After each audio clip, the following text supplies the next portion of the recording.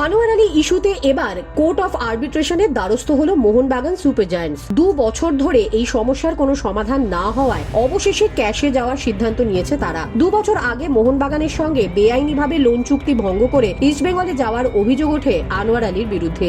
একই সঙ্গে নিয়ম বহির্ভূতভাবে তাকে দলে সই করানোর জন্য অভিযোগ জমা পড়ে ইস্টবেঙ্গল এবং তাকে লোনে দেওয়া ক্লাব দিল্লি এফসির বিরুদ্ধেও। প্রাথমিকভাবে এআইএফএফ আনোয়ারকে দোষী সাব্যস্ত করে। আর্থিক জরিমানার পাশাপাশি 6 মাসের জন্য নির্বাসিত হন আনোয়ার। 6 মাসের জন্য ট্রান্সফার ব্যান হয় ইস্ট বেঙ্গল এবং পাঞ্জাব এফসিও। পরবর্তীকালে বিষয়টি গড়ায় আদালত অব্দি। ফলে গত মৌসুমে ইস্ট বেঙ্গলের জার্সি গায়ে মাঠেও নামেন আনোয়ার। বিচার দেরিতে হওয়ায় এর আগেও ফিফাকে চিঠি দিয়েছিল মোহনবাগান। ফিফা এআইএফএফ কে নির্দেশ দেয় যত দ্রুত সম্ভব এই মামলার নিষ্পত্তি করতে।